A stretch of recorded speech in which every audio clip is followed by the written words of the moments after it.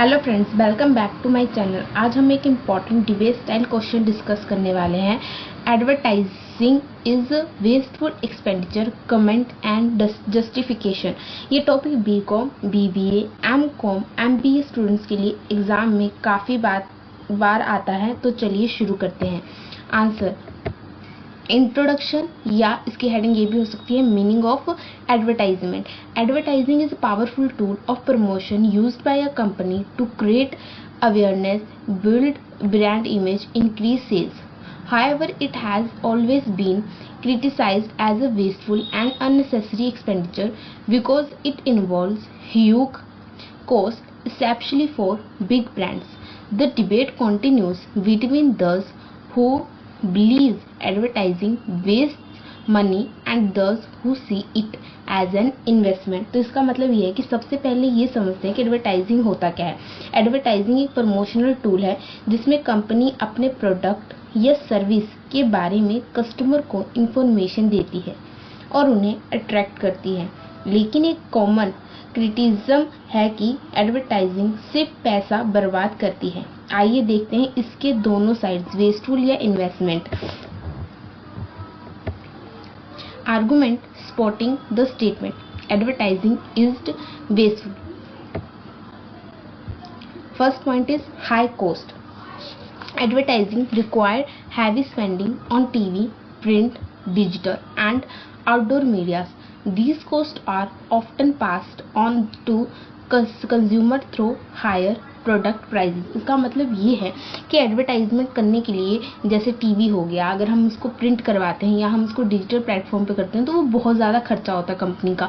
तो वो जो खर्चा होता है वो कॉस्ट ऑफ प्रोडक्शन में ही कंपनी ऐड कर देती है। जब कॉस्ट ऑफ प्रोडक्शन में ऐड कर देती है तो उसको कंपनी को प्रॉफिट भी ऐड करना होता है, तो उस पर एक्स्ट्रा प्रॉफिट लगाती है, जिसकी वजह से क्या होता है कि जो खर्चा होता है ना वो कंज्यूमर के सिर चला जाता है, कंज्यूमर को देना पड़ता है। अगर एग्जाम्पल देखें, अगर एक कंपनी को 10 रुपीज़ एक पेंसिल बनाने के 10 रुपीज़ लग रहे हैं एक पेन बनाने की, ठीक है, उसके ऊपर 5 रुपीज़ ऐसे हैं कि वो उसको प्रमोशन करनी पड़ रही है, ठीक है, तो उसका जो टोटल कॉस्ट हो जाएगा ना वो 15 रुपीज़ हो जाएगा। तो वो जब उस पेन का जो प्राइस सेट करेगी ना वो 15 से ऊपर करेगी, तो जब कंज्यूमर उसको परचेज करेगा ना उसको वो तो एक तो उसका कॉस्ट ऑफ प्रोडक्शन देना ही पड़ेगा कंपनी का, पर उसको वो जो उसका प्रमोशन का 5 रुपीज़ लगा है ना वो भी कंज्यूमर के ही से चला जाएगा, जिससे क्या होगा, कंज्यूमर पर बर्डन ज़्यादा पड़ जाएगा और उसको ज़्यादा से ज़्यादा प्रोडक्ट का प्राइस पे करना पड़ेगा। इसीलिए इसने बोला है कि हाई कॉस्ट होता है और ये कंज्यूमर पे ही पास हो जाता है, ठीक है। Second point is create artificial needs. Advertising often makes customers feel they need product that are not essential. Example luxury cosmetics, soft drink और branded clothes promoted as must have.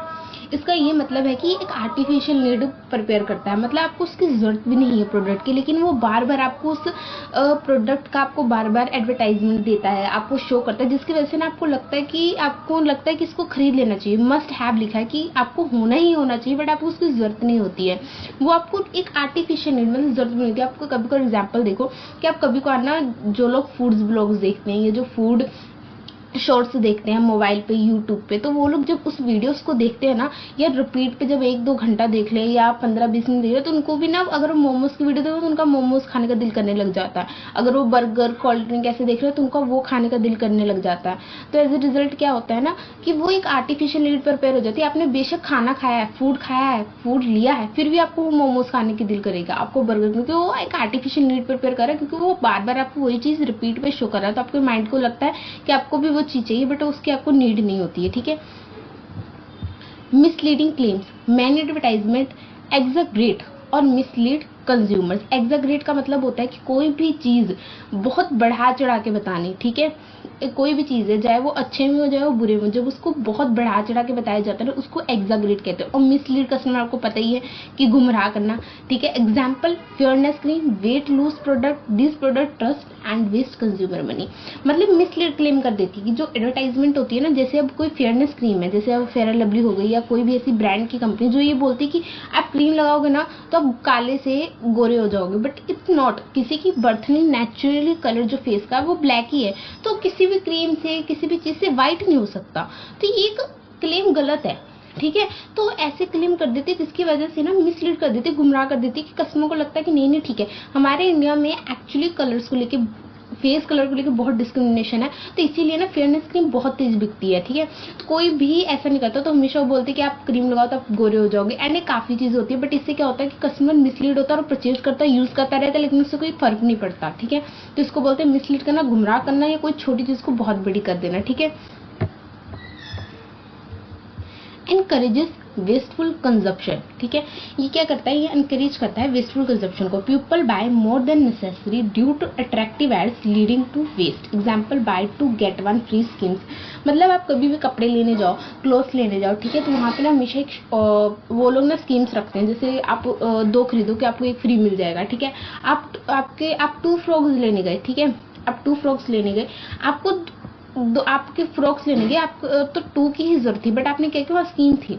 ठीक है, मतलब जैसे आप एग्जांपल मान लो कि आप एक ही, मतलब जैसे आप किसी शॉप में गए, ठीक है, आपकी सेल चल रही है, ठीक है, तो आपने 1 फ्रॉक तो खरीदी, 1 क्लॉथ का सेट खरीदा, आपको एक ही की जरूरत थी। ठीक है, बट उसने क्या लिखा, उसने बोला कि अगर आप 2 खरीद लोगे ना तो आपको 1 फ्री कर देंगे। तो आपने क्या, उस लालच में कि पैसा कम मिलेगा, एक एक्स्ट्रा मिलेगा, आपने 2 खरीद लिया, बट आपको 2 की जरूरत ही नहीं है, आपको 1 ही चाहिए था, आप 1 ही खरीदने आए थे। लेकिन वो स्कीम ने आपको ऐसा एडवर्टाइजमेंट किया कि आप कहाँ 1 खरीदने आए थे, आपने 2 खरीद ली, जिसकी वजह से 1 आपको फ्री मिल गया। अब जो 1 तो आपने 1 ही खरीदना था, 1 तो आपने वैसे ही खरीद लिया एक्स्ट्रा, तो 1 आपको फ्री मिल गया, तो 2 सेट तो आपने वेस्ट ही खरीद लिए, आपका मनी भी वेस्ट हुआ, और ऊपर से वो लाके घर पे पड़ा रहेगा क्लॉथ का कपड़ा, ना आप इसे पहनेंगे ना कुछ करेंगे, वो आपका वेस्ट मनी होगा। तो उसने यही बोला कि आपको एक वेस्टफुल कंजप्शन करने की, आप वही पैसा कहीं और लगा सकते थे, किसी अच्छी चीज को खरीद सकते थे, लेकिन उसने क्या कर दिया कि आपको मिसलीड कर दिया कि आप एक 2 से 1 फ्री लिख दो तो आप यहीं पे से खरीदें। ठीक है, beneficial only for big companies. Large firms can afford heavy advertising while small businesses cannot complete. This creates market monopoly and waste resources. मैं आपको मार्केट मोनोपोली का मीनिंग बता दूं। मार्केट मोनोपोली वो होती है जहाँ पे एक ही कंपनी का बहुत ज्यादा मार्केट शेयर होता है, मतलब एक ही कंपनी के हाथ में पूरी पावर आ जाती है कि वो प्राइस सेट कर सकती है, उसका कोई भी कंपटीशन नहीं रहता। जिसका अगर मार्केट मोनोपोली हो जाती है, जिसका सबसे बड़ा नुकसान सिर्फ कंज्यूमर को होता है, क्योंकि उसको एक तो ऑप्शंस नहीं मिलती, क्योंकि एक ही कंपनी रह जाती है, ज्यादा से ज्यादा उसी के हाथ में पावर होती है, तो वो कोई भी प्राइस सेट कर सकती है, कंज्यूमर को चूज ही नहीं मिलता है कि वो कम प्राइस करे। तो इसका सबसे ज्यादा इफेक्ट तो ऐसे कंज्यूमर को ही होता है। ठीक है, इसको बोलते हैं मार्केट मोनोपोली। ठीक है, अब यहाँ पे कहाँ थे हम, हाँ, इसका पॉइंट का मतलब ये था कि beneficial only for big companies. इसने यही बोला कि जो लार्ज फर्म्स है ना, वो इतनी हाई कॉस्ट पे एडवर्टाइजमेंट होती है कि वही सिर्फ इसको अफोर्ड कर सकते हैं, जो स्मॉल बिजनेस है वो नहीं कर सकते, जिसका वजह से क्या होता है कि जो स्मॉल बिजनेस है ना पीछे रह जाती है। ठीक है, आप जो हाई है वो कंपनीज तो उसको अफोर्ड कर पाएंगी क्योंकि उनका कॉस्ट ज्यादा है, उनको प्रॉफिट ज्यादा, तो स्मॉल बिजनेस कैसे कर पाए, जब उनसे कम्पीट ही नहीं कर पाएंगे तो मार्केट के अंदर सिर्फ लार्ज कंपनी का राज हो जाएगा, सिर्फ वही सामान बेचेंगी, वही पावर करेंगे, जिसकी वजह से क्या होगा, मार्केट मोनोपोली बन जाएगी, और इसकी वजह से कंज्यूमर को भी नुकसान होगा और वेस्ट रिसोर्सेज भी हो जाएंगे। ठीक है, arguments against the statement advertising is not wasteful. कौन से आर्गुमेंट है, या हम इसको एडवांटेज भी बोल सकते हैं, जो इस स्टेटमेंट के अंडर आते हैं। ठीक है, first, create awareness. Advertising informs customers about new product, service, price and features. Without it consumer may not know about better choices. ठीक है, आप देखिए ये जो होता है ना, ये अवेयरनेस क्रिएट करती है। ठीक है, एडवर्टाइजमेंट, जैसे कंज्यूमर को जब भी कोई न्यू प्रोडक्ट आता है, काफी प्रोडक्ट ऐसे होते हैं जो पहले से ही मार्केट में होते हैं, पर कंज्यूमर को तब तक नहीं पता लगती जब तक उसकी एडवर्टाइजमेंट ही नहीं करती है। ठीक है, और जब तक वो टीवी पे नहीं आते, डिजिटल प्लेटफॉर्म पे, या हमको वीडियो देखने बीच में शॉर्ट करके प्रोमो नहीं आता, तो हमें पता नहीं लगता। जिसका एग्जाम्पल एक बोल लेते हैं हम, ममार्थ कंपनी अब जाके पता लगी है, क्योंकि उसकी एडवर्टाइजमेंट अब जाके टीवी पे हो रही है, अलग अलग प्लेटफॉर्म पे हो रही है। उन्होंने पहले ये सब कुछ नहीं किया, क्योंकि बिकॉज वो इतनी बड़ी कंपनी नहीं थी, बट उसका प्रोडक्ट, उसकी हर एक चीज पहले भी बिकती थी, बहुत फेमस थी। बस फर्क ये था कि आज वो ज्यादा आज उसके बारे में ज्यादा लोग को इसलिए पता है क्योंकि वो क्या करती है, वो आज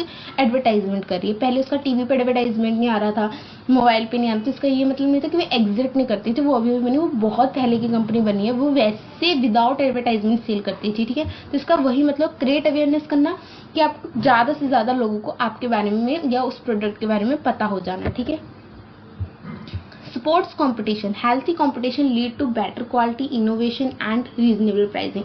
इसका यही मतलब हो कि स्पोर्ट कंपटीशन करना, कि मतलब जैसे मैंने ऊपर बताया,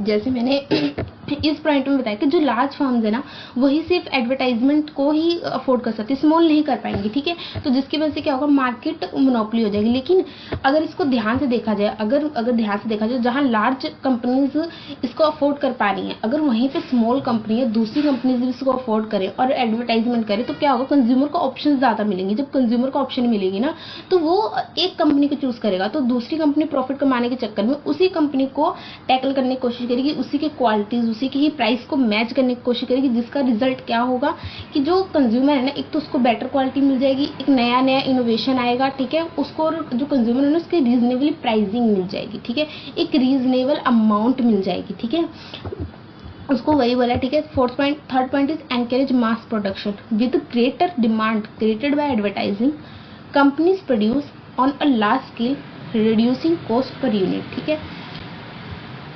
इसका मतलब है कि जब आप कोई भी एडवर्टाइजमेंट करती हो ना, तो उसका जो अवेयरनेस होता है, जो प्रोडक्ट की अवेयरनेस, वो बहुत ज़्यादा लोगों तक पहुंच जाती है, एक लार्ज अमाउंट ऑफ पीपल तक पहुंच जाती है, जिसका रिजल्ट ये होता है कि लोग ज़्यादा से ज़्यादा डिमांड करते हैं, डिमांड क्रिएट हो जाती है, ठीक है। उसकी वजह से क्या होता है, कंपनी को ज़्यादा से ज़्यादा प्रोड्यूस करना पड़ता है। ये सबको पता है कि जब भी कोई चीज़ एक बंडल में या ह्यूज अमाउंट में प्रिपेयर होती है या सेल होती है, परचेज होती है, उसको हमेशा एक डिस्काउंट अमाउंट में मिलता है। उसी को इसने लिख दिया कि रिड्यूसिंग कॉस्ट पर यूनिट, क्योंकि हम कोई भी चीज़ सिंगल खरीदते हैं तो उसका कॉस्ट ज़्यादा पड़ता है, जब उसको बंडल में खरीदते हैं या ज़्यादा अमाउंट में खरीदते हैं तो वो ऑटोमेटिकली उसको डिस्काउंट पे मिलता है या उसको कॉस्ट को रिड्यूस करके मिलता है, ठीक है। Fourth point is brand building and trust, advertising builds long term customers loyalty and brand identity. Example Coca Cola, Nike, Apple survive strongly because of constantly branding. Brand के मामले में कोका कोला सबसे ज़्यादा अच्छी एक कंपनी मानी जाती है, बिकॉज इसका ये है ना कि जो कोका कोला है ना, वो एक ही कंपनी पे, या आपके जैसे बाकी कंपनी होती है ना, एक बार एडवर्टाइजमेंट करती हैं और वो काफ़ी टाइम तक वही एडवर्टाइजमेंट ना रिपीट पे चलाती है काफ़ी टाइम तक। बट जो कोका कोला है ना, आपने कभी देखना, उसकी पहले अलग होती थी, फिर उसकी धीरे धीरे अलग होने लगी। वो सिर्फ एडवर्टाइजमेंट में नहीं, अपनी पैकेजिंग में, अपनी स्टाइलिंग में हमेशा चेंज करती है, ठीक है, वैरायटी लाती है। तो जिसकी वजह से ना कोका कोला आज भी स्टिल है, बिकॉज इतनी सारी कंपनीज आने के बाद आप कभी भी जाओ, कितनी वैरायटीज हैं, बट आज भी लोगों के लिए फेवरेट कोका कोला और बहुत अच्छी डिमांड है, because reason is advertisement and उसकी पैकेजिंग। वो टाइम टू टाइम अपनी एडवर्टाइजमेंट एंड कॉन्टिन्यूसली चेंज करती होती, कभी भी रोकती नहीं अपनी एडवर्टाइजमेंट, और वो अपनी पैकेजिंग भी चेंज करती है, जिसकी वजह से क्या होता है कि bull long term customer loyalty हो जाती है। कस्टमर जो होता है ना, वो सिंपल जाता है, उसको कभी भी बोलो, उसको याद नहीं करना पड़ता कि उसको फैंटा बोला, कुछ बोलो, सीधा बोलता है कोक दे दो। तो वो कहीं ना कहीं एक ब्रांड की आइडेंटिटी बन गई है, ठीक है, वो आपको पता लगे। तो उसी का बोलते हैं कि आपको अगर कंपनी में सीखना, आपको इंडस्ट्री में सीखना, तो आपको एडवर्टाइजमेंट बहुत इंपॉर्टेंट रोल प्ले करती है, ठीक है। Fifth point is economic growth, advertising generates employment for people in media, printing, design, film production and digital platform. It contributes significantly to the economy. ये बहुत सिंपल वर्ड में मैं आपको बता देती हूँ। अगर कोई भी चीज़ आ रही है, कोई भी चीज़ न्यू इनोवेट की जा रही है या कोई भी नई चीज़ की जा रही है, ठीक है, अब देखिए जाए, बेशक जो एडवर्टाइजमेंट हो डिजिटल प्लेटफॉर्म पर हो, ठीक है, मशीन के थ्रू हो या वो मीडिया के थ्रू, किसी भी थ्रू के हो, बट उसमें इंसानों की तो जरूरत है ही है, ठीक है।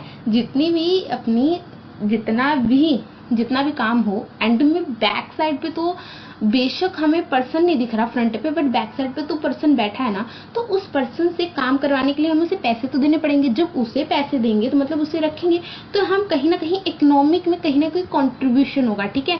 अब जो मीडिया में है, मीडिया को भी हैंडल करने के लिए पर्सन है, उसको पैसा देगी, ठीक है। प्रिंटिंग तो मशीन बेशक कर रही है, बट प्रिंटिंग करवा कौन रहा है या चला कौन रहा है, वो पर्सन कर रहे हैं, ठीक है। अब डिजाइन बेशक हमें सिर्फ सामने दिख रहा है, बट उसे बनाया भी तो किसी इंसान ने है। फिल्म प्रोडक्शन हो गया, डिजिटल प्लेटफॉर्म जैसे OTT, ठीक है, नेटफ्लिक्स, यूट्यूब, जिन पे कहीं ना कहीं दिखते हैं, बट वो हमें दिख नहीं रहे हैं पर्सन। बेशक डिजिटल है, हम कह देते हैं कि डिजिटल है, ई-कॉमर्स, बट पीछे जो पर्सन बैठे हैं, पीपल्स बहुत सारे जो इन सब चीज़ों को हैंडल करते हैं, तो उनको हमने सैलरी देनी पड़ती है, रेम्युनेशन देना पड़ता है, उन्हें बोनस देना पड़ता है, जिसकी वजह से क्या होता है, उन सबके घर चलते हैं और वो कहीं ना कहीं उनकी लिविंग स्टाइल बेटर होती है, जिसकी वजह से क्या है, इकोनॉमी का बहुत अच्छा ग्रोथ होता है, ठीक है। कंक्लूजन क्या है, advertising can be seen as a both wasteful and useful depending on how it is used. If it is misleading or only increase the cost of products, it become wasteful. But when used ethical, advertising is an investment that creates awareness, promote competition and support economic growth. ठीक है, इसका यही conclusion निकलता है कि जो advertising है ना वो सिर्फ दोनों तरीकों से देखा जा सकता है, उसको वेस्टफुल तरीके से भी देखा जा सकता है और उसको यूजफुल तरीके से भी देखा जाए। ये डिपेंड करता है कि उसे इंसान जो यूज कैसे कर रहा है। ठीक है, अगर वो क्या कर रहा है कि कंज्यूमर को मिसलीड कर रहा है या उसको प्राइस को बढ़ाने के लिए कर रहा है, ठीक है, तो वो वेस्टफुल है, इट इज़ वेस्टफुल। बट अगर उसको इसी एडवर्टाइजमेंट को अगर बहुत ईजिली तरीके से यूज़ कर रहा है, ठीक है, उससे क्या होता है अवेयरनेस कर रहा है, कंपटीशन बिल्ड कर रहा है, तो वो क्या है, वो एक इन्वेस्टमेंट है। जैसे आप बोल सकते हो कि हम बोलते हैं एक तलवार की हमेशा एक सिक्के के दो साइड्स होते हैं, दो पहलू होते हैं। ठीक है, वही तरीका है कि एक पहलू तो वेस्टफुल है, एक यूजफुल है। वो आप पे डिपेंड करता है कि आप सिक्का जब देख रहे हो आप किस साइड से देख रहे हो। ठीक है, तो इसमें यहाँ जानना मैंने स्पेशली लिखा, therefore advertising is not wasteful expenditure if done responsibly and strategy.